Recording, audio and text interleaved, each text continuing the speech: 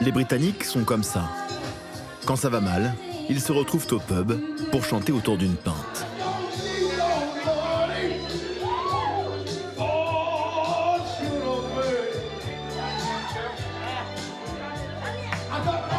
Et Boris Johnson était le seul avec lequel il se voyait volontiers trinquer. Je croyais que c'était quelqu'un comme nous, un homme du peuple, un type normal faisant juste son boulot et qui aurait pu changer la façon de faire de la politique. The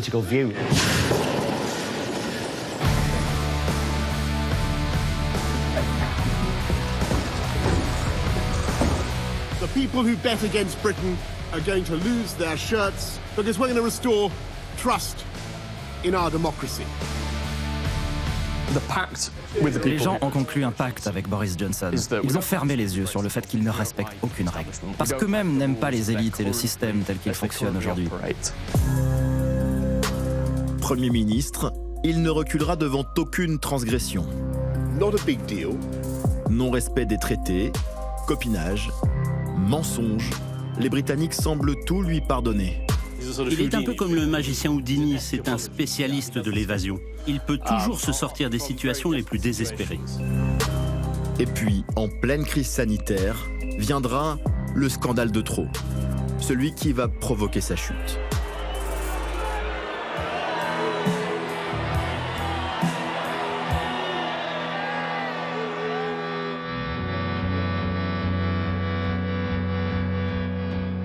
And I want you to know how sad I am to be giving up the best job in the world. Thank you. Alors qu'il vient de quitter le 10 Downing Street, retour sur les années Johnson. 3 ans qui ont profondément bouleversé le Royaume-Uni et laissé aux Britanniques comme un arrière-goût de lendemain de fête difficile.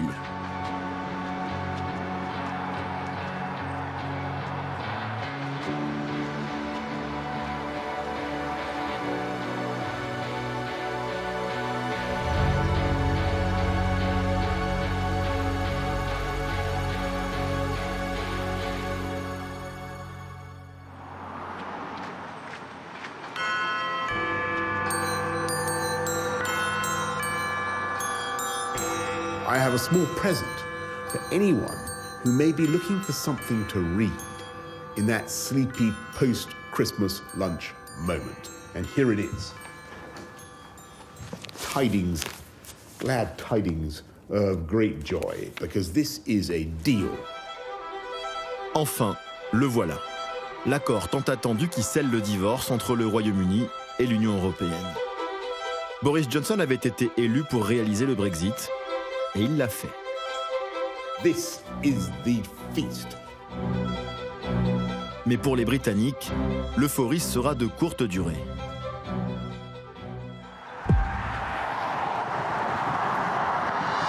Très vite, les poids lourds bloqués aux frontières vont devenir le symbole du Brexit.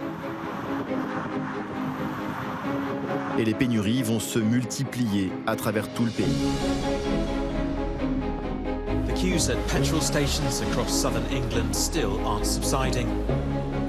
On Monday, the army will step in and hundreds of soldiers will start to deliver fuel to petrol stations. We voted for Brexit to hopefully support our own industries, but look what's happening. It's absolutely ludicrous. In some shops, the shelves are empty. I want to repeat that these delays only apply to a very small percentage of food entering the UK, and as British supermarkets have said, their supply chains are strong and robust, so everyone can continue to shop normally. Boris Johnson rassure, mais bientôt 2 ans plus tard, presque rien n'a changé.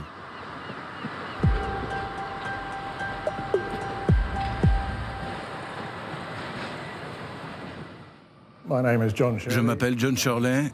Je suis le patron de la compagnie de transport internationale John Shirley Limited. Nous sommes particulièrement présents en Europe de l'Est, donc nous savons ce que sont les contrôles douaniers. Vous pouvez voir le défilé des camions presque collés les uns derrière les autres. Et ce parking est déjà presque plein, bien plus qu'en temps normal. Ils ont déjà construit une extension sur la mer, mais ça reste trop petit. Il y a toujours plus de camions qui arrivent. Salut. Combien de temps tu as dû attendre pour passer la frontière? 2 jours et demi. 2 jours et demi. Quelle perte de temps. Ouais, le problème, c'est le Brexit. En 2016, j'avais bien dit et répété que tout cela serait le résultat de la bureaucratie du Brexit. La paperasse que ce pays s'est imposée à lui-même. Regardez-moi ça. Regardez, quel désastre. C'est le grand désastre du Brexit.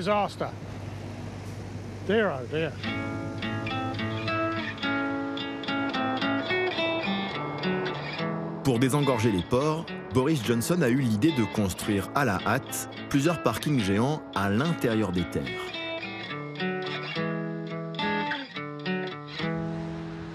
Une idée qui a chamboulé la vie jusque-là paisible de Sharon. Elle habite ce charmant village de la région du Kent.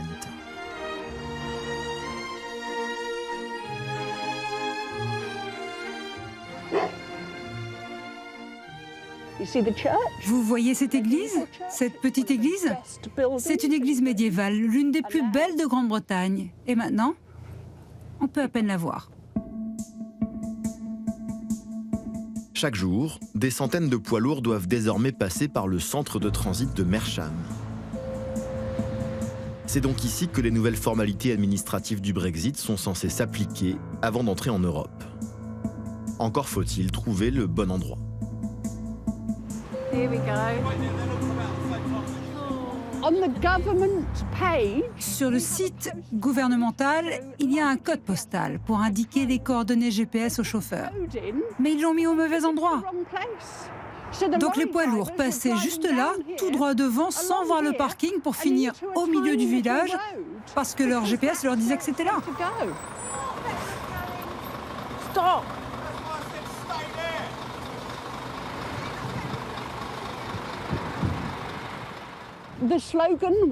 Le slogan, c'était « Brexit veut dire Brexit » et on va le faire. Sauf qu'on n'a toujours pas compris quelle était la question. Et surtout, quelle est la réponse. Mais c'est arrivé.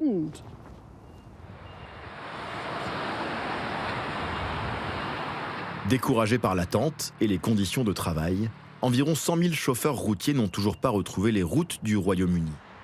Et les pénuries se sont installées dans le quotidien.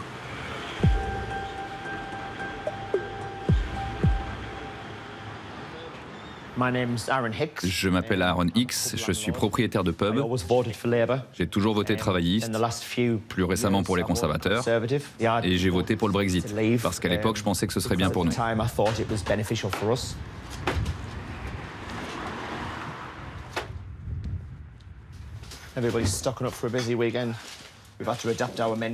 On doit constamment adapter nos menus pour essayer de cuisiner avec les produits disponibles. En ce moment, on a du mal à trouver des tomates en conserve et tout un tas de produits surgelés, des choses qu'on utilise pour les stocks en cuisine. On a du mal à se faire livrer. C'est très difficile car ce sont des provisions qu'on commande en général du jour pour le lendemain et dont on n'a normalement pas à se soucier. Par exemple, la crème anglaise, maintenant, il faut calculer une semaine avant pour s'assurer qu'on en aura bien. C'est très frustrant, mais rien de tout cela nous avait été expliqué quand on a fait le grand saut du Brexit. Quelque chose s'est grippé dans le pays de Boris Johnson. La libre circulation des marchandises, mais également celle des personnes.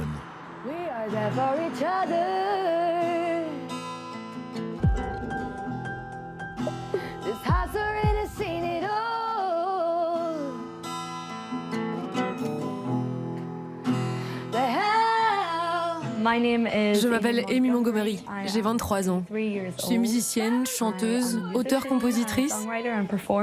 Je donne des concerts en Irlande, au Royaume-Uni, en Europe et même en Australie. Pour Amy, voyager est devenu un casse-tête administratif.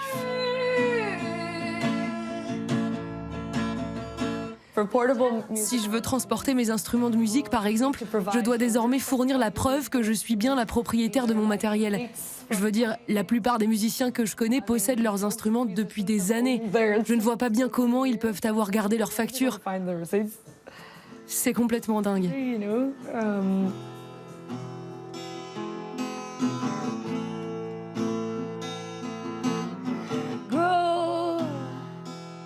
Et quand Boris Johnson est bien obligé de reconnaître que les problèmes persistent, le responsable est souvent le même. I'm afraid that in the course of the negotiations, the EU as a whole did not give us the deal that we wanted on this issue. Though of course we're not placing any restrictions on people coming to the UK. We're very happy to welcome performers from around the world, and that always be part of our Global Britain approach. What a load of baloney. Excuse after excuse after excuse, and it simply doesn't wash, and it won't wash with the British public, who are sick and tired of being taken for fools. Nous n'avons toujours pas terminé le Brexit. Nous n'avons toujours pas décidé des règles d'import-export entre le Royaume-Uni et l'Europe. Nous n'avons toujours pas trouvé de solution pour que les musiciens et les comédiens britanniques puissent voyager en Europe sur un visa unique. Et ça, c'est juste une partie du bilan de Boris Johnson. Je crois que tout est parti d'un mensonge qui a déclenché d'autres mensonges pour aboutir à une spirale de mensonges. Entre Boris Johnson et la vérité, c'est une histoire qui a toujours été compliquée.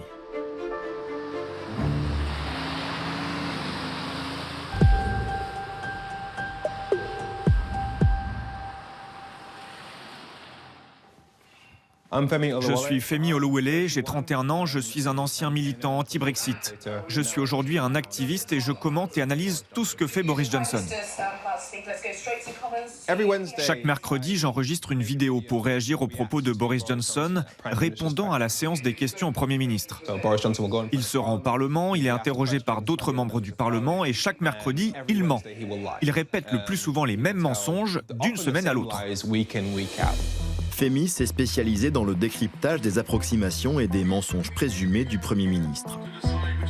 Il est suivi par plus de 350 000 abonnés sur les réseaux sociaux.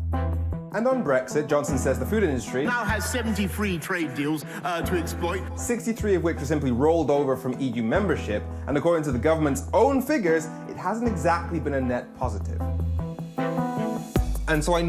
Je sais qu'il va mentir et il ment à chaque fois. Si vous répétez les mêmes mensonges indéfiniment, les gens finissent par le croire. Donc il faut rectifier sans cesse pour rétablir la vérité. Boris Johnson est assez fiable dans sa malhonnêteté. Boris, bullshit better. Nous avons affaire à une série de mensonges. Des mensonges qui se répètent. Repeated lies.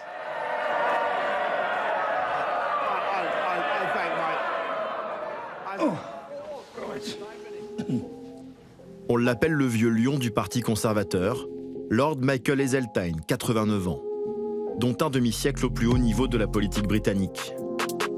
C'est lui qui a provoqué la chute de Margaret Thatcher. Ce que je sais, c'est que si vous mentez devant la Chambre des communes, vous commettez une infraction majeure. Est-ce que ça s'applique aussi à Boris Johnson? Ça s'applique à n'importe qui. Si le Premier ministre a menti devant les députés, c'est comme pour n'importe quel autre ministre. Il doit démissionner. Et il a été prouvé de nombreuses fois que Boris Johnson a menti devant la Chambre des communes.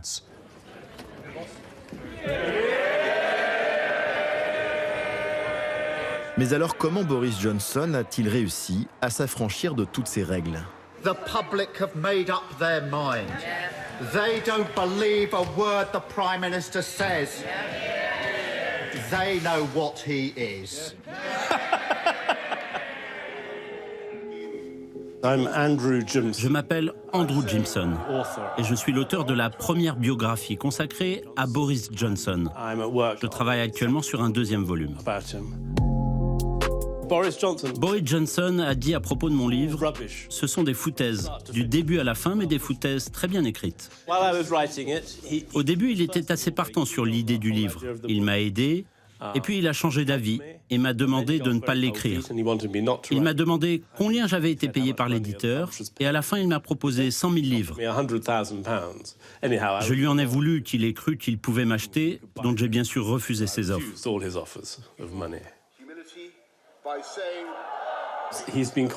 Il a été surnommé Boris l'Anguille parce qu'il a ce don comme personne de vous glisser entre les doigts. Il est un peu comme le magicien Houdini, c'est un spécialiste de l'évasion. Il peut toujours se sortir des situations les plus désespérées. Et pour tromper son monde, cet illusionniste a une méthode. Il l'a même un jour théorisée à la télévision, prenant à témoin le public britannique. There's nothing more serious in politics than a good joke, and my guest today is one of Parliament's most accomplished and eminent jokers, even if his sense of humour has occasionally led him into trouble. He's Boris Johnson. I think my theory is I've got a brilliant new strategy, which is to make so many gaffes that nobody knows which one to concentrate on. So they cease to be newsworthy. They cease to be newsworthy. You completely outgeneral the media in that way, and they despair. You've got to pepper their positions with so many gaffes that they're confused. It's like chaff, it's like a helicopter throwing out chaff. And then you steal on quietly and drop your depth charges wherever you want to drop them. Et Boris Johnson n'a pas attendu la politique pour appliquer cette recette. Il va s'y mettre dès ses débuts comme journaliste à la rédaction du Times. Un jour, il a essayé d'apporter de la couleur à un article sur le roi médiéval Édouard II à propos d'un château qui avait été découvert sur les bords de la Tamise. Il avait essayé de contacter son parrain, l'historien Colin Lucas. Malheureusement, il n'a pas pu le joindre. Mais ça ne l'a pas empêché de lui attribuer une citation complètement inventée et en plus qui n'avait aucun sens sur le plan historique. Colin Lucas était très en colère de passer pour un idiot. Il s'en est plaint au rédacteur en chef du Times. Boris Johnson a été convoqué dans son bureau et s'il avait dit « Je suis désolé, j'ai fait une terrible erreur, donnez-moi une nouvelle chance », il lui aurait sans doute donné. Mais il a juste dit que la plupart des citations dans ce journal étaient inventées et il a été renvoyé du Times. Loin de mettre fin à sa carrière, l'épisode contribue au contraire à façonner son personnage. Un clown eurosceptique, un pied dans la presse, un autre au Parti conservateur. Ladies and gentlemen, Boris Johnson. Ces bourdes à répétition vont faire de lui un bon client pour la télévision britannique. You are the sex symbol of the Tory party. No. There's some inaccuracy there, honestly. It's said that you set Tory hearts aflutter at conferences and this sort of thing. Il était vu comme une sorte de voyou de droite, un ancien élève chic d'Eton. Il affiche toujours ce petit air content de lui, ce côté « Ah, qu'est-ce que vous voulez que je vous dise ?» You won a scholarship to Eton. Yeah. And Eton would no doubt be very formative. Yes, it was. Yes. I've had it easy. No. I might as well confess it. I'm a creature of bourgeois happiness and domesticity. He was quite funny. Il était assez drôle, et les autres se moquaient un peu de lui. Il faisait des blagues à ses dépens, mais il prenait sur lui et il était capable de plaisanter à son tour. Je me suis dit qu'il avait l'air d'être un gars sympa. You are maybe the next leader or a future leader of the Tory party. Well, funnier things have happened, but I think it's about as likely as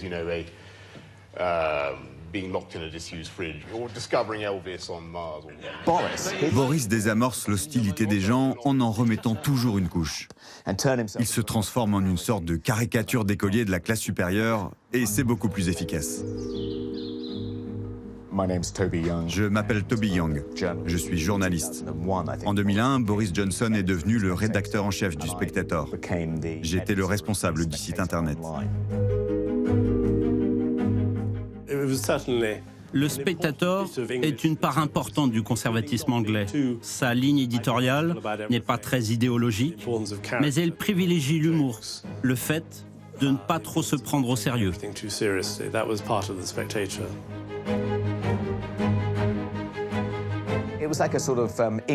L'ambiance ressemblait plus à un week-end de fête entre amis à la campagne qu'à un lieu de travail. Boris organisait des grands déjeuners dans son bureau où il invitait toutes sortes de gens glamour et puissants. Et les journalistes pouvaient s'asseoir à côté d'eux et les faisaient boire pour qu'ils se livrent plus facilement à des confidences. C'était très amusant, un super endroit où travailler. Il y avait aussi une atmosphère assez, disons, libertine. Il y a eu plusieurs histoires. Boris Johnson s'est fait prendre dans une histoire d'adultère. C'était devenu un lieu assez louche d'une certaine façon. Sauf qu'entre-temps, Boris Johnson est aussi devenu une figure montante du Parti conservateur. Un député rattrapé par une affaire de mœurs. Cela va faire les choux gras des tabloïds et inspirer ses collègues. Ça, c'est une affiche de la pièce « Qui est le papa ?», que j'ai écrite avec un collègue à propos des différents scandales sexuels qui ont eu lieu au Spectator. Boris était le personnage central de cette pièce. C'est incroyable, mais Boris a été très fair-play. Le soir de la première, il nous a envoyé une carte postale où il a dit « J'ai toujours su que ma vie finirait par ressembler à une farce ». Il ne nous a pas virés, il ne nous a même pas censurés. Il a pris sur lui. Mais un jour, il a entendu qu'un théâtre du West End à Londres voulait produire la pièce. Il m'a appelé et m'a dit « Toby, tu ne peux pas jouer cela au West End. Tu as eu ton moment, j'ai pris sur moi, mais va écrire autre chose s'il te plaît. Mes enfants passent devant ce théâtre tous les jours. Ils vont me demander « Papa, de quoi s'agit-il » Je ne peux pas leur dire « Ma femme souffre trop, ma vie part en lambeaux, s'il te plaît, il faut que ça s'arrête maintenant. » Alors la pièce n'a pas été jouée au West End et je l'ai un peu regretté depuis.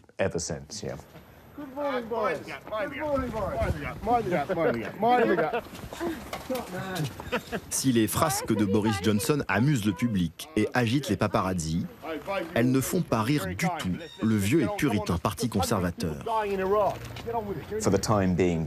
À ce moment-là, Boris Johnson a été relégué au rang de député conservateur de base. Il s'est retrouvé au placard. C'est alors qu'il a commencé à regarder du côté de la mairie de Londres pour faire avancer sa carrière. Bonjour, c'est moi, Boris Johnson, le maire de Londres. Londres n'est pas un bastion naturel du Parti conservateur. Et le fait que Boris y ait été élu 2 fois a été vu comme un exploit par le parti. À la minute où il est devenu maire de Londres, il a commencé à compter sérieusement. Je crois que beaucoup d'électeurs ont trouvé dans les défauts de Boris Johnson plus de sincérité que chez bien d'autres politiciens qui, eux, se drapent de vertu avec beaucoup d'hypocrisie.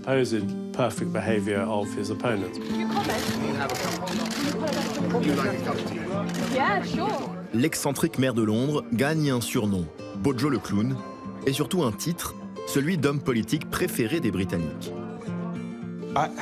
Allô, j'ai des Français chez moi qui se plaignent du soleil en Angleterre. Je m'appelle Gavin Esler, je suis journaliste et écrivain. J'ai travaillé de nombreuses années pour la BBC.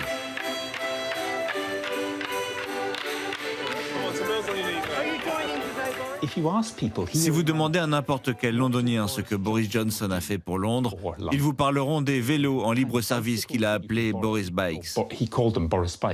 Elles sont comme un Rolls-Royce vis-à-vis un 2 chevaux. Ce n'était pas son idée, c'est son prédécesseur, Ken Livingstone, qui a pensé en premier. Mais Boris est un génie du marketing. Boris Bikes, quelle brillante idée. Mais ça n'est pas son idée. Boris Johnson gouverne comme le rédacteur en chef d'un tabloïd. Il est à la recherche de la une du lendemain.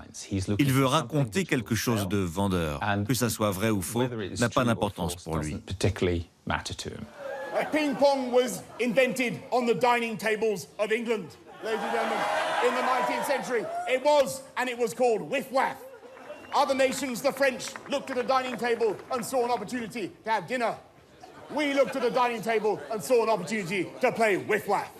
And I say to the world, ping pong is coming home.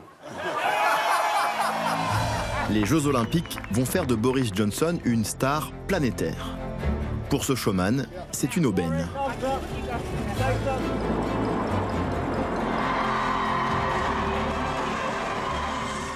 2012 a été un de ces moments où l'on s'est senti de nouveau tous ensemble, parce que nous avions eu les Jeux Olympiques à Londres. J'y étais moi aussi, ça a été la dernière fois que je me suis senti réellement fier d'être britannique. I've never seen anything like this in all my life. The excitement, people are coming from around the world and they're seeing us and they're seeing the greatest city on earth, aren't they? 10 ans plus tard, la clameur n'est plus la même.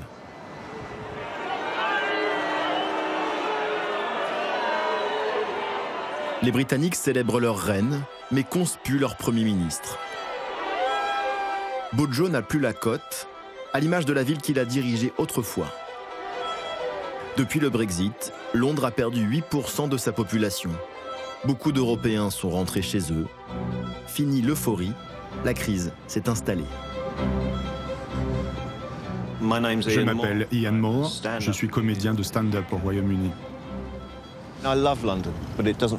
J'adore Londres, mais je ne m'y sens plus chez moi. Ce n'est plus le même endroit, les gens sont à cran, en colère. Et ils ont de bonnes raisons de l'être, ils ont été dupés, maltraités. Tout le monde est plus irritable et a tendance à surréagir. Ce n'est plus aussi chaleureux qu'avant. Salut mon vieux, tu peux m'emmener à l'hôtel Grosvenor s'il te plaît? Super, merci.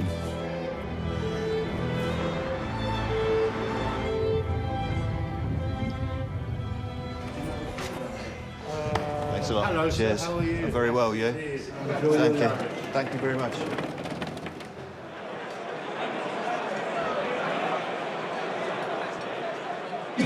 Merci d'accueillir Ian Moore. Thank you very much, Chris, and thank you everybody. Parler de politique sur scène, c'est trop clivant. Je peux aborder peut-être certains aspects du Brexit. En fait, ça dépend du public. J'essaye de sonder son humeur et ensuite je décide si je peux parler du Brexit. Vous savez, on a quitté l'Europe pour se rapprocher de l'Amérique. Mais honnêtement, est-ce qu'on veut vraiment vivre selon leurs règles? Imaginez qu'on adopte leurs lois sur les armes en Grande-Bretagne. Il suffirait d'un week-end un peu arrosé pour qu'à la fin, il ne reste plus que 3 personnes sur cette fichue île. You've been lovely. Thanks for supporting a great event. I've been Ian Moore.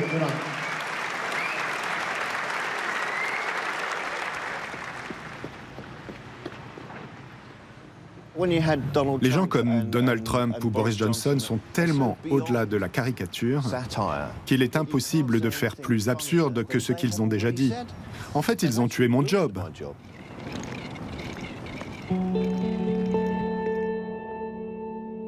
Le Royaume-Uni de Boris Johnson s'est installé dans la sinistrose et son économie est en panne.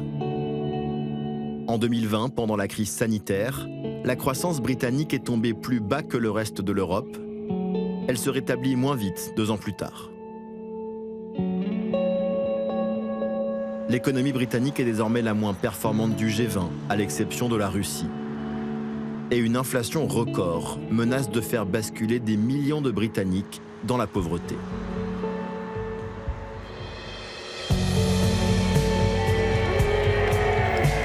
Lors de sa campagne pour le Brexit, Boris Johnson avait promis des lendemains prospères. Thank you very much.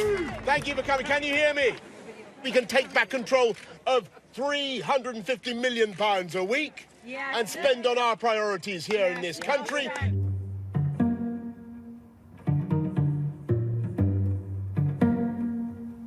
Je m'appelle David Frost, Lord Frost. J'ai été le chef négociateur du Brexit. L'accord que nous avons signé à Noël 2020 est le plus grand accord de libre-échange de l'histoire. Il couvre beaucoup de sujets. L'économie britannique et son marché sont très adaptables et pour un pays qui a changé ses relations commerciales du jour au lendemain, je pense que nous nous en sortons pas si mal.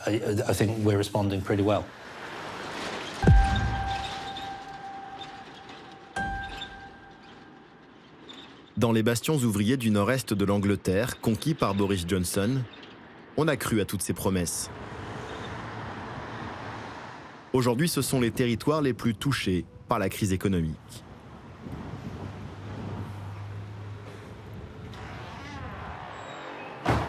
Salut Tracy. Salut Aaron. Ça va?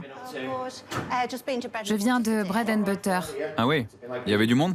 Beaucoup, oui. 78 personnes. Ah bon? Oui, ça n'arrête pas de monter. Le concept de Bread and Butter, c'est une banque alimentaire? C'est pas une banque alimentaire. Parce que ce n'est pas gratuit. C'est des produits proches de leur date d'expiration qu'on évite de jeter. Les gens peuvent avoir 3 sacs pour 8 €. C'est pas mal. Bonne idée. Oui, certaines personnes ont vraiment besoin de ça pour survivre. On est tous passés par là, hein. Mais là c'est de pire en pire.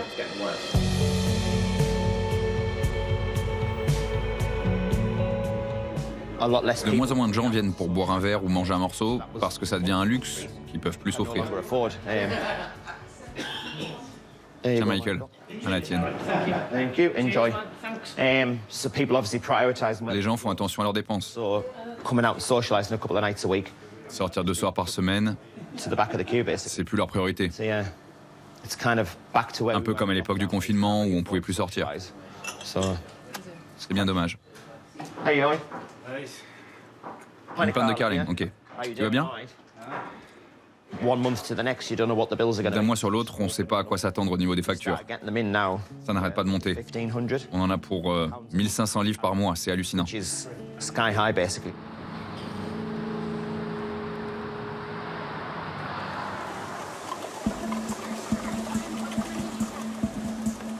À l'industrie britannique aussi, Boris Johnson avait promis la fin d'un long déclin grâce aux opportunités du Brexit.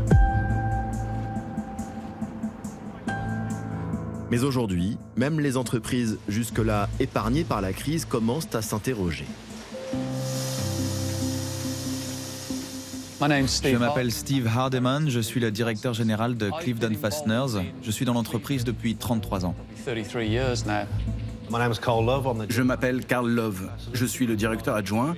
J'ai débuté sur les machines il y a 30 ans et j'ai progressé jusqu'à arriver à ce poste. J'ai voté pour le Brexit parce que je crois que le Royaume-Uni est un pays merveilleux.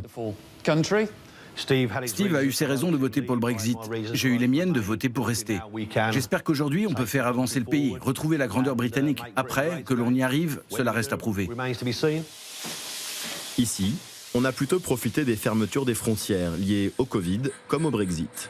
Depuis 2 ans, les carnets de commandes sont pleins, car de nombreuses entreprises d'ordinaire dépendantes de la Chine se sont tournées vers Carl et Steve.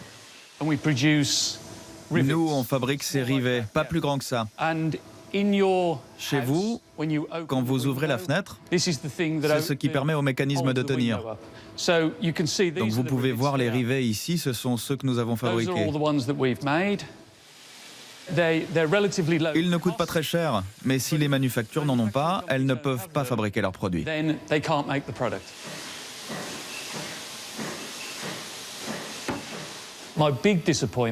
Ma grande déception, c'est que j'attendais que notre gouvernement arrive avec une nouvelle stratégie pour l'industrie britannique. Une stratégie qui bénéficierait à mon entreprise. Récemment, l'Union européenne a introduit des tarifs douaniers pour les attaches, en visant spécifiquement la Chine. Je n'ai jamais vu ça au Royaume-Uni. En fait, il ne se passe rien au Royaume-Uni, rien n'est fait pour protéger notre industrie. Et je me désole de cela parce qu'il est évident que notre gouvernement ne comprend rien à notre métier et à l'industrie, franchement.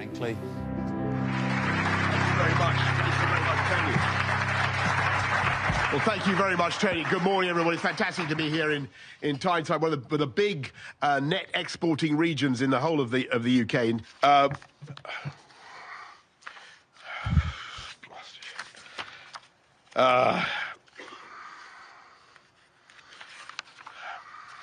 Forgive me. Forgive me. C'est difficile pour eux de dire, vous savez quoi, en fait, on ne sait pas. Yesterday I went, as we all must, to Peppa Pig World. Peppa Pig world is very much my kind of place. It has very safe streets, discipline in schools, but the real lesson for me was about the power of UK creativity. J'ai animé une remise de prix dans la ville où Boris Johnson a fait ce discours sur Peppa Pig, notre plus grande invention. I think that is pure genius, don't you? Peppa Pig, and no government in the world, no Whitehall civil servant would conceivably have come up with Peppa.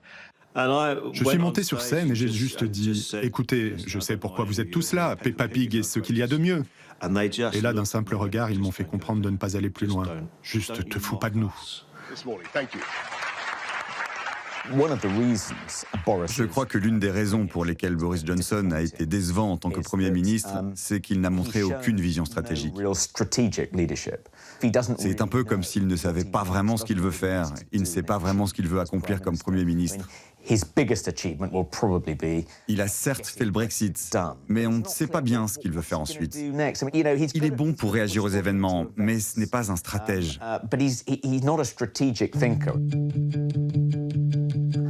Et je pense qu'il trouve le fait de gouverner plutôt ennuyeux. À ce bilan économique préoccupant, se sont ajoutés des faits plus graves encore pour les Britanniques.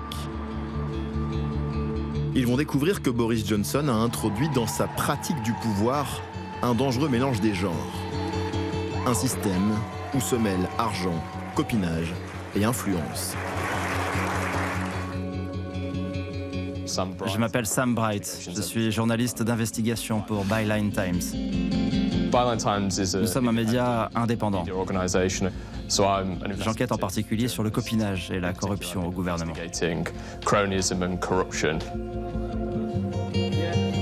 Lorsque Boris Johnson emménage au 10 Downing Street et découvre ses appartements privés, il est un peu déçu par la décoration. Apparemment, la famille Johnson trouvait que la précédente première ministre, Theresa May, avait rénové les lieux avec une déco un peu trop cheap et ordinaire à leur goût. Disons que ça ne collait pas à leurs standards.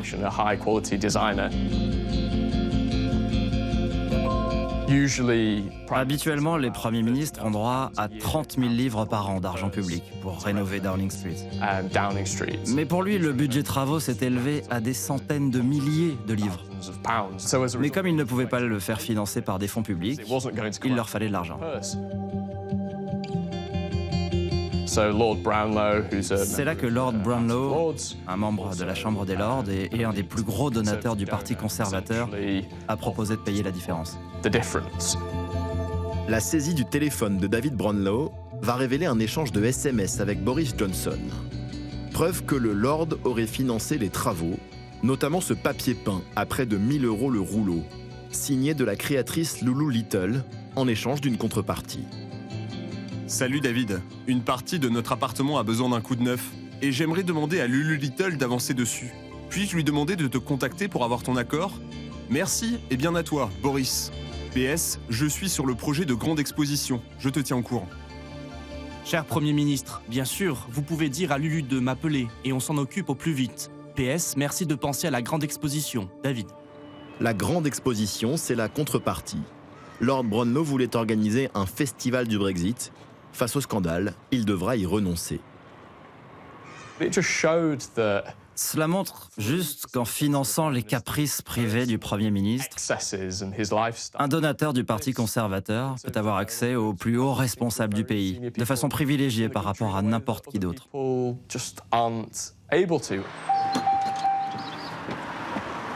Des renvois d'ascenseurs et des petits services entre amis, c'est une pratique dont Boris Johnson est coutumier, y compris quand ses amis sont des milliardaires russes.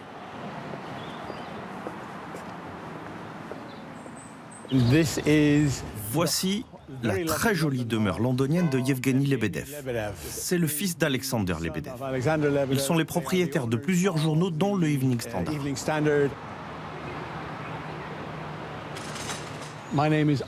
Mon nom est Arthur Douane, je suis le cofondateur de Clamp Key, un mot pas très joli qui veut dire campagne pour légiférer contre le blanchiment d'argent et l'achat de propriétés par des kleptocrates. Les Lebedev sont également des membres de longue date du cercle rapproché de Vladimir Poutine. Alexander est un ancien colonel du KGB et Yevgeny est un ami proche et un compagnon de soirée de Boris Johnson. Il est régulièrement invité dans leur villa en Italie. Ils sont suffisamment copains pour que Boris ait décidé qu'Yevgeny méritait de faire partie de la Chambre des Lords.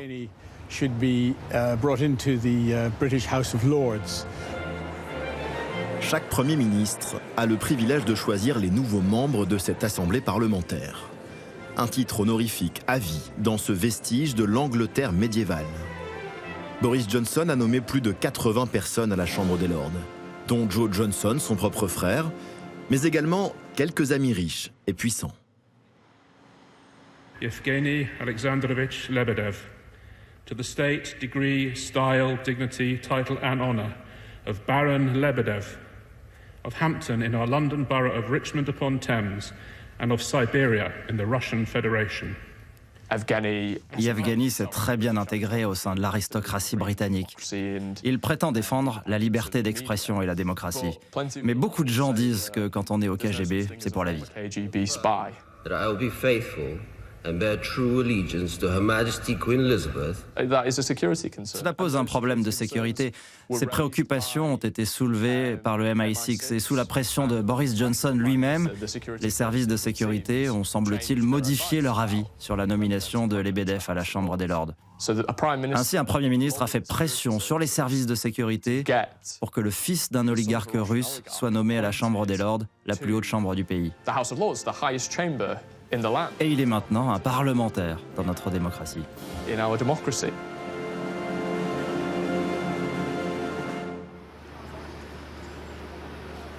S'affranchir des procédures, ignorer les règles, pour Boris Johnson, c'est une méthode de gouvernement. Et pendant la pandémie, il va l'appliquer à grande échelle. Je suis Joe Mogam, le directeur de Good Law Project.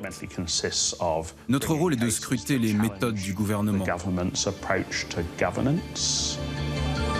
Nous avons intenté plus d'une douzaine de poursuites contre le gouvernement depuis le début de la pandémie.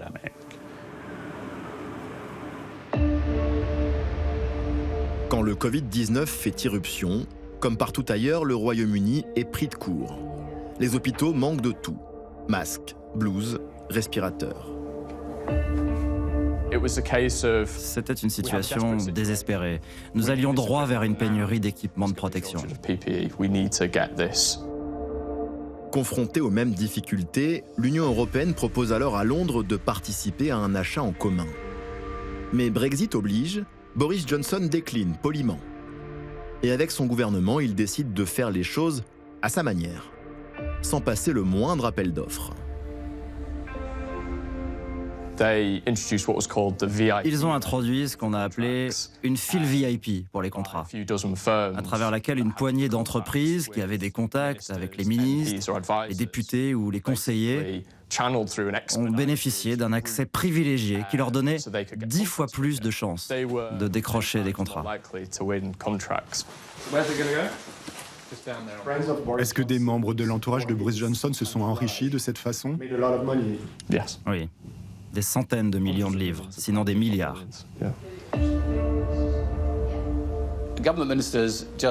Les ministres n'arrêtaient pas de répéter « c'est une crise, c'est une crise ». Et c'est bien sûr totalement par hasard que la plupart de ces contrats ont bénéficié à des gens qui vivent près de chez eux, des membres de leur famille, des amis, des gens avec qui ils ont été à l'école ou à l'université.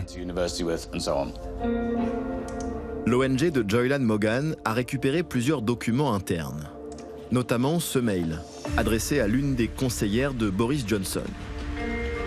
On y découvre un devis pour 2000 respirateurs et 12 millions de masques, proposé par un des donateurs réguliers du Parti conservateur. Nous tenons à aider le parti et la nation dans ces temps très difficiles. Les entreprises qui ont obtenu ces contrats sont souvent des sociétés assez obscures. Il y a par exemple ce bijoutier basé en Floride, il s'appelle Michael Sager. Sur son compte Instagram, on peut le voir poser avec sa petite amie. Il a gagné quelque chose comme 300 millions de livres de contrats pour des équipements de protection. Les tarifs pratiqués se sont rapidement révélés exorbitants. De quoi éveiller les soupçons de l'administration britannique. Dans un autre échange de mails, un fonctionnaire du ministère des Finances s'étonne du prix à l'unité d'un masque FFP3, commandé à 100 millions d'exemplaires, à un prix 3 fois plus élevé que ce qui se pratiquait à l'époque. Pourriez-vous, s'il vous plaît, négocier une réduction ou justifier à notre contrôleur de gestion pourquoi le prix est ici bien plus élevé que dans le dernier contrat? Sur les 12 milliards de livres d'argent public dépensés pour les équipements de protection, on estime que 10 milliards ont été gâchés. À ce jour, personne dans l'entourage de Boris Johnson n'a été inquiété par la justice. Pour nous, cela montre quelque chose de Boris Johnson, quelque chose de bien plus large sur son impunité.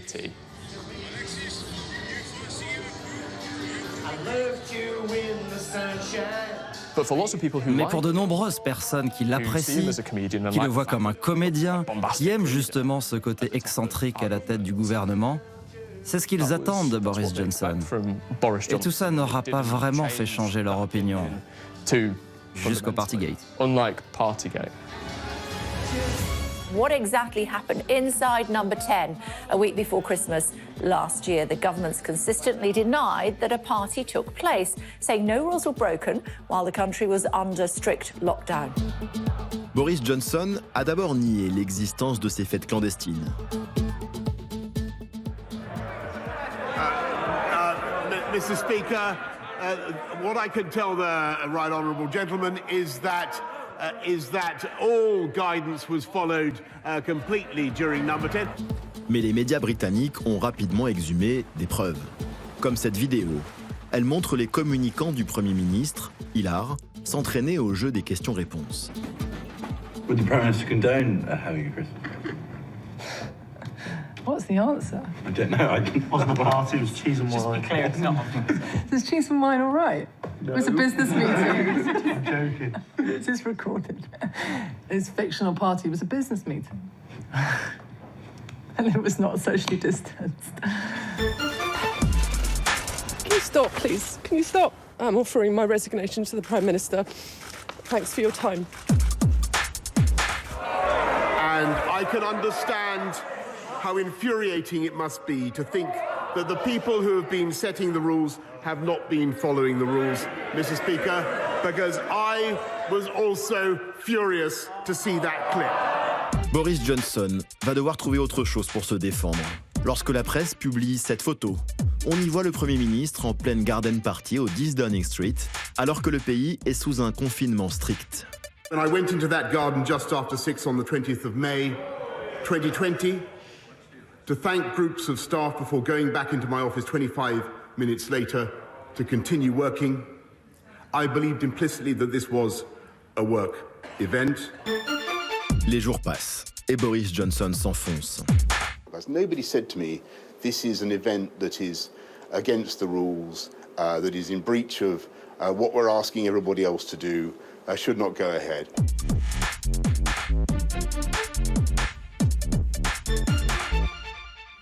Au début, je pensais que c'était les médias qui en faisaient un peu trop. Et puis, on a eu des révélations quasiment tous les jours. Beaucoup de gens, moi y compris, ont perdu confiance dans nos dirigeants. Je veux dire, imaginez les gens qui font les règles et qui ne les appliquent pas eux-mêmes.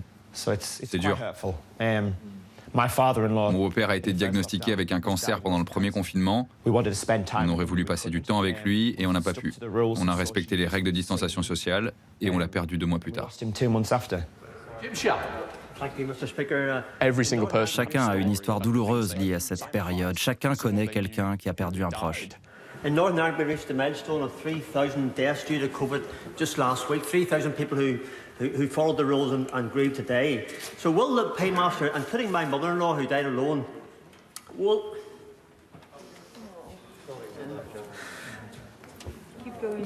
the Paymaster General confirm that there will be a full and complete disclosure to enable the police service to ascertain it all was done decently? I'm sorry, Mr. Speaker. Je croyais que c'était quelqu'un comme nous, un homme du peuple, un type normal faisant juste son boulot et qui aurait pu changer la façon de faire de la politique, comme l'aurait fait l'un des nôtres. Les gens ont conclu un pacte avec Boris Johnson. Ils ont fermé les yeux sur le fait qu'il ne respecte aucune règle. Parce qu'eux-mêmes n'aiment pas les élites et le système tel qu'il fonctionne aujourd'hui. Ils ont donc accepté ces frasques, ces scandales et ces outrances, mais là le pacte s'est brisé.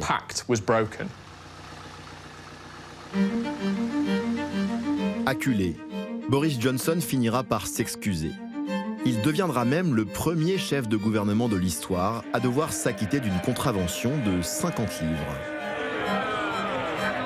I paid the fine immediately and I offered the British people a full apology. And I said that people had a right to expect better of their Prime Minister. That was my mistake and I apologize for it unreservedly.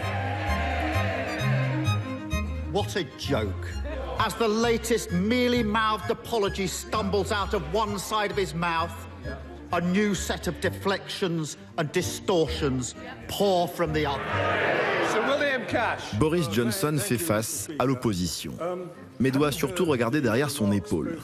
Car de plus en plus, les attaques viennent des conservateurs qui s'inquiètent pour leur avenir politique. C'était comme un banc de piranhas. L'un des piranhas blessés se met à saigner, tous les autres piranhas se ruent sur le piranha blessé jusqu'à ce qu'il n'en reste plus rien. Et c'est exactement ce que le Parti conservateur a fait à Boris Johnson. The Prime Minister now should be long gone. I no longer think he is worthy of the great office that he holds. In the name of God, go. Et c'est un super spectacle.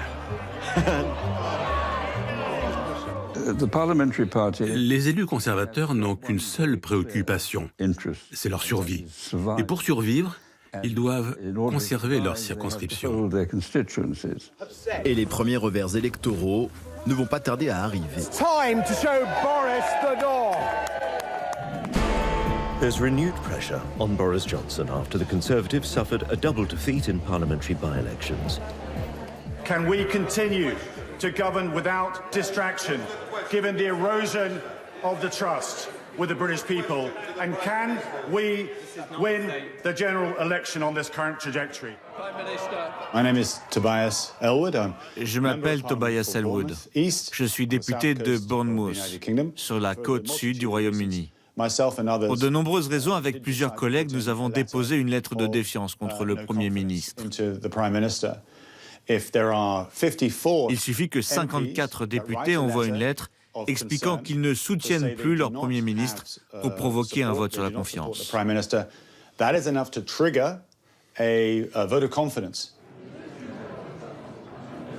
Vote in favour of having confidence in Boris Johnson as leader was 211 votes, and the vote against was 148 votes. And therefore, I can announce that the Parliamentary Party does have confidence. Cette fois-ci, il va s'en sortir in extremis. Mais pour les Tories, après avoir été l'homme de la situation, Boris Johnson est en train de devenir un problème. Why should we believe anything you say when it has been proven you're a habitual liar? Well, first of all, don't agree with the conclusion that the best way for me to answer that is to say, look at what I get on and deliver, and what I say I'm going to deliver. So there was no way I could take HR. Ses soutiens se font rares. Heureusement, Bojo peut compter sur la famille. This is LBC with Rachel Johnson. Fervente opposante au Brexit il y a quelques années, Rachel Johnson, la sœur du Premier ministre, est devenue la première supportrice de son frère. This is LBC. Someone's got to stick up for him. I don't want to get into it, but I just feel that I know the optics are terrible, but everybody is putting easily the worst interpretation on every single episode. J'ai eu le syndrome de l'obsession du Brexit, sans aucun doute. Mais je me suis adaptée. Je veux dire, je continue à penser que c'était une idée stupide, mais bon, on a tous fait des choses stupides, et il faut faire avec. On pourrait continuer à en débattre jusqu'à la fin des temps. Ça n'a pas été une catastrophe absolue. Bon, si vous êtes une PME qui fait du commerce avec l'Europe, c'est pas génial. Si vous essayez d'envoyer des choses au Royaume-Uni, c'est pas top. Il y a beaucoup de paperasse. Donc sur le plan commercial, ça n'a pas été bon. Mais pour permettre à la Grande-Bretagne d'agir unilatéralement, on a vu des avantages. Par exemple, quand on a pu envoyer des armes à l'Ukraine. Good morning to you. It's 7 o'clock in the UK. Our breaking news this morning, it's war. Boris Johnson will chair a Cobra meeting at 7:30 this morning to discuss the UK's response. Embourbé dans le scandale du Partygate, lâché par ses troupes, c'est un scénario impensable qui va permettre à Boris Johnson de faire oublier pour un temps ses déboires. Le retour de la guerre en Europe. This is Ukraine's finest hour. Ukrainians taught the world that the brute force of an aggressor counts for nothing against the moral force of a people determined to be free. Quelle que soit votre opinion sur le Brexit, il a été le premier leader européen à soutenir Volodymyr Zelensky et à donner beaucoup d'argent à l'Ukraine, des armes et de la formation. You're looking good. Oh, it's an absolute pleasure to see you. Well, fantastic to see you. How are you? You're looking well.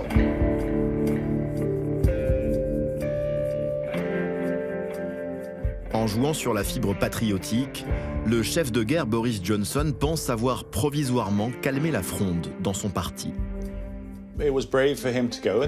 C'était courageux et c'était la bonne chose à faire d'aller soutenir Zelensky en allant le voir en personne. C'est ce que nous sommes, la Grande-Bretagne. J'étais sur le point de retirer ma lettre de défiance contre Boris Johnson. Et puis, j'ai entendu ce discours. Like the people of Ukraine, when the British people voted for Brexit in such large numbers, I don't believe it was because they were remotely hostile to foreigners. It's because they wanted to be free. So I kept my letter in. J'ai finalement décidé de garder ma lettre. Il joue avec son électorat sans réaliser que ses messages sont entendus partout en Europe et ailleurs. Lui, il a besoin que le Brexit continue pour l'éternité, que ça reste un sujet pour l'éternité. Il n'a pas forcément intérêt à passer à autre chose. En un sens, il est exact de le désigner comme un populiste. Je me définis également comme un populiste. Si vous entendez par populisme l'idée de mettre en œuvre ce que les gens veulent, je crois que c'est ce que devrait faire n'importe quel homme politique en démocratie. Et pour flatter son électorat, Boris Johnson va surenchérir avec l'un de ses thèmes phares, l'immigration, en annonçant une mesure aussi radicale que controversée. Government plans to send anyone deemed to be entering the country illegally to Rwanda in East Africa. This innovative approach, driven by our shared humanitarian impulse and made possible by Brexit freedoms, will provide safe and legal routes for asylum while disrupting the business model of the gang. Pour le Rwanda, le modèle économique est simple. Recevoir les demandeurs d'asile expulsés du Royaume-Uni en l'échange d'un gros chèque, 120 millions de livres sterling. Avant Boris Johnson, personne n'avait osé aller jusque-là. Et cette décision va créer l'indignation de la famille royale jusqu'au chef de l'Église d'Angleterre.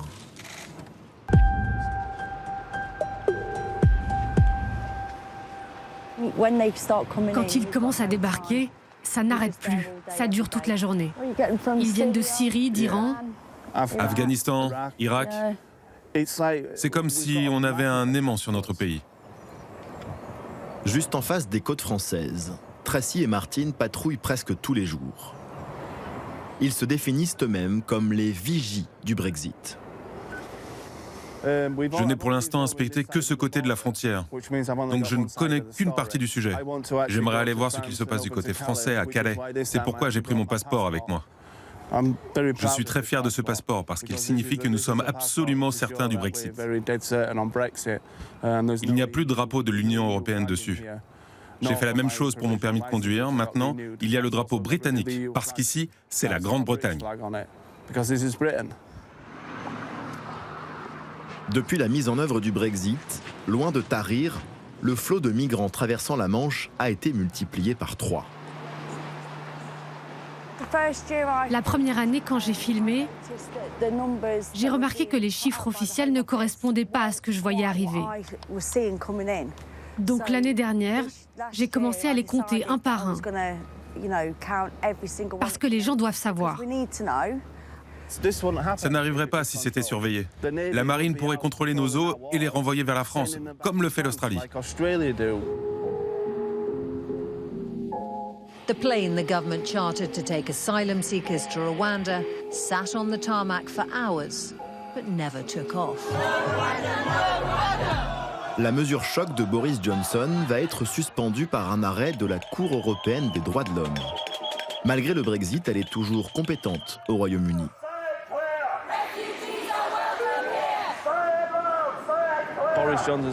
Boris Johnson n'a pas fait ce qu'il a promis. Le point essentiel du Brexit, c'était les frontières. Sauf que là, il nous dit « Oui, mais il y a les lois sur les droits de l'homme et tout ce baratin. » Mais on s'en fout. On est un pays souverain. Nous ne devrions pas être dépendants des lois européennes sur les droits de l'homme. Ce que je veux, personnellement, c'est que les droits de l'homme soient complètement supprimés du Royaume-Uni, ainsi que la Convention européenne. J'aurais voulu qu'on nous crée une sorte de déclaration de droit à l'américaine qui serait pour les citoyens britanniques et seulement les Britanniques. J'aurais voulu qu'il termine ce qu'il a commencé, car pour l'instant, l'Union européenne continue de nous étrangler. C'est aussi simple que ça. Dans cette tension, entretenue en permanence avec l'Union européenne, Boris Johnson a régulièrement ressorti une carte, celle de l'Irlande du Nord. Il avait d'abord accepté que des contrôles s'exercent en mer pour les marchandises qui circulent entre la Grande-Bretagne et son enclave en Irlande, avant de renier sa propre signature. Not a big deal. We can fix it in such a way as to remove those bureaucratic barriers, but without putting up barriers on trade moving north-south in the island of Ireland. Nous avons la responsabilité de la paix et de la sécurité en Irlande du Nord. Et c'est pour ça qu'il faut renégocier. Je pense que Bruxelles simplifie un peu trop les choses et a pu traiter l'Irlande du Nord un peu comme si elle était toujours membre de l'Union européenne. On cherche des solutions aux problèmes. En face de nous, on a quelqu'un qui cherche des problèmes aux solutions. Et ça, c'est très difficile. Je milite depuis l'âge de 13 ans pour le Sinn Féin, car je crois que le Sinn Féin est le meilleur parti politique. Principalement parce que je suis un fervent partisan de la réunification de l'Irlande.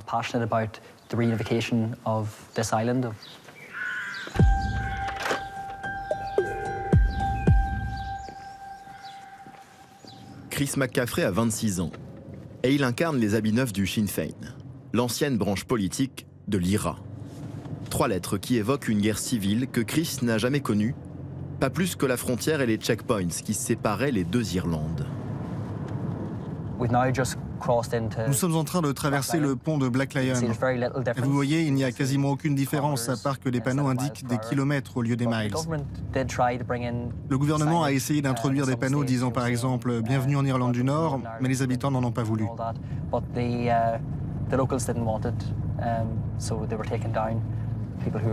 Les gens vivent d'un côté de l'Irlande et travaillent de l'autre. On traverse la frontière pour le travail ou pour faire ses courses ou aller voir des amis. C'est important que les échanges puissent se faire librement pour les personnes et les marchandises.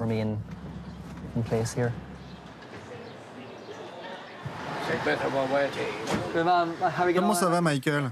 Je viens de me faire couper les cheveux. Ah, ça te va bien. Oh, j'en avais peut-être pas besoin. Tu as traversé la frontière pour te faire couper les cheveux, c'est pas un obstacle. Ah oui, c'est bien mieux comme ça.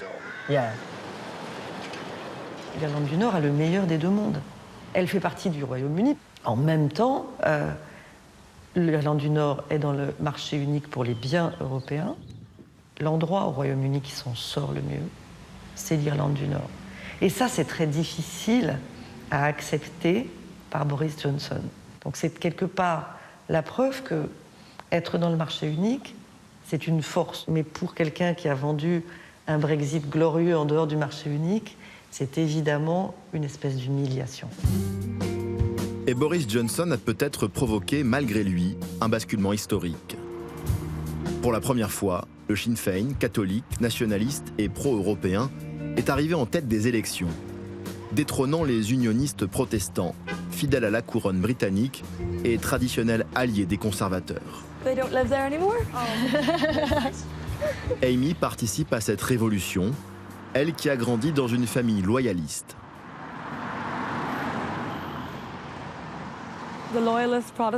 Les protestants loyalistes font leur feu de joie tous les ans ici. Ils brûlent un drapeau irlandais et parfois des affiches électorales du Sinn Féin.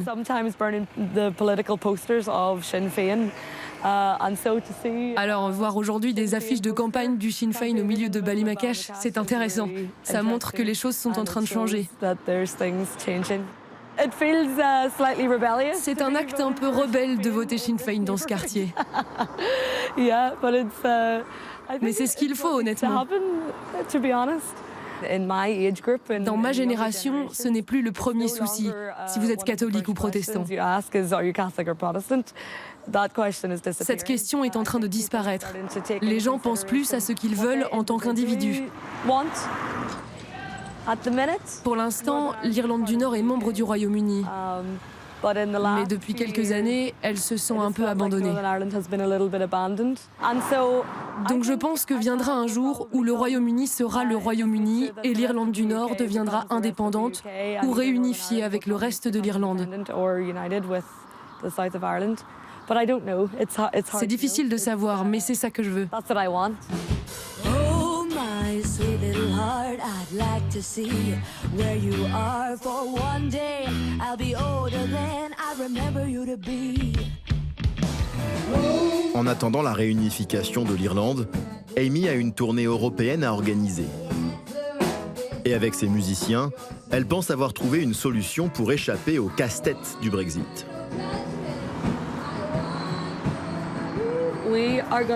On va aller de Belfast à Liverpool. Ou alors de Dublin à Cherbourg. Comme ça, ensuite, on peut aller d'un pays de l'Union européenne à l'autre. Tout le monde a un passeport irlandais? Oui. Toi, tu peux avoir un passeport irlandais? Oui, je crois. Ah oui, c'est vrai, tu en as déjà eu un. Ouais. Il est périmé. Je veux obtenir mon passeport irlandais le plus vite possible. J'ai beaucoup de peine pour les musiciens britanniques qui ne peuvent pas avoir de passeport irlandais parce qu'ils ne peuvent plus voyager dans l'Union européenne comme avant.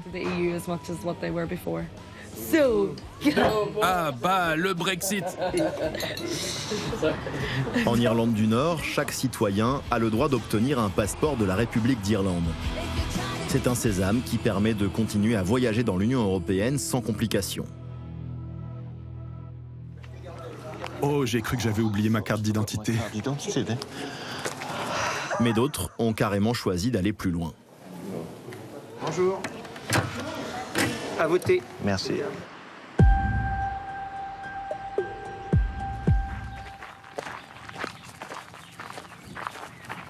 Au lendemain du Brexit, Ian Moore est devenu français.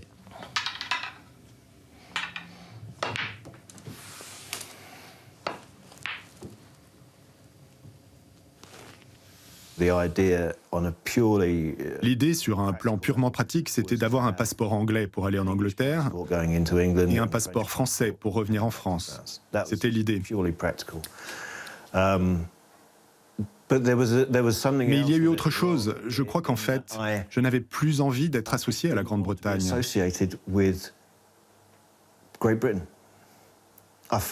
J'ai eu le sentiment d'avoir été trahi et abandonné. Et de savoir que Boris Johnson a fait tout cela par pur calcul, sans aucun principe, ça me met tellement en colère.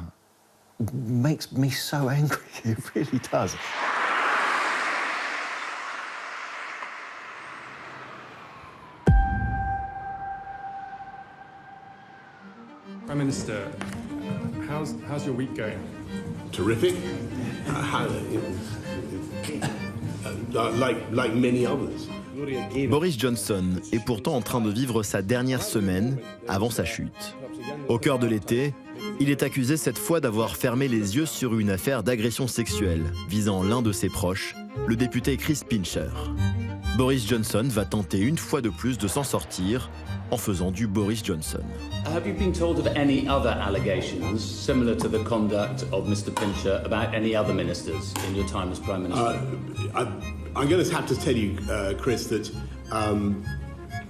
it is all too possible that people have said things to me about any number of people, including possibly people around this horseshoe. No, have you ever had? I would be. Je pense que les gens vont se souvenir de lui pour ses défaillances personnelles.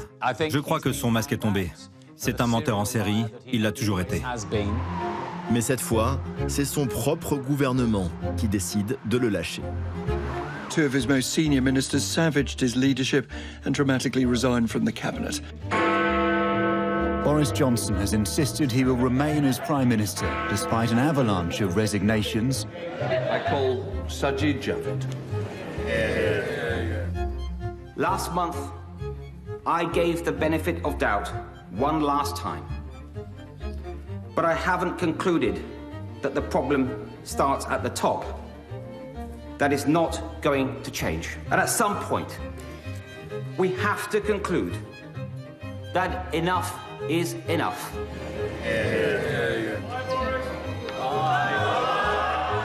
Il a fallu que 50 membres de son gouvernement démissionnent en une seule journée. Ses collègues venaient dans son bureau pour lui dire « Le spectacle est terminé, vous ne pouvez pas continuer ». Sous la pression de ses collègues et sous les huées de la foule, Boris Johnson finit par se résoudre à quitter le pouvoir.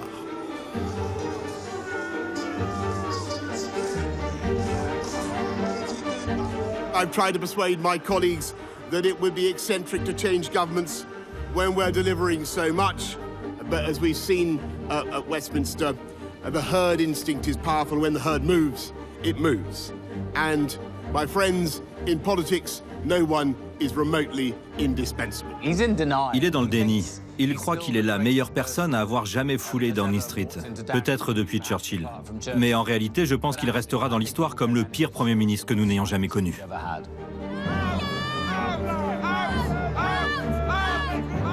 Oh look, it's Downing Street. Leave means leave! Je n'étais pas vraiment sûr qu'il allait s'en aller parce qu'il a définitivement fait quelque chose à ce pays.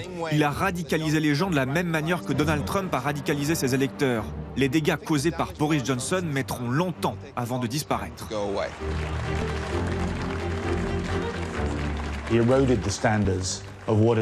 Il a brouillé la frontière entre ce qui est bien et ce qui est mal.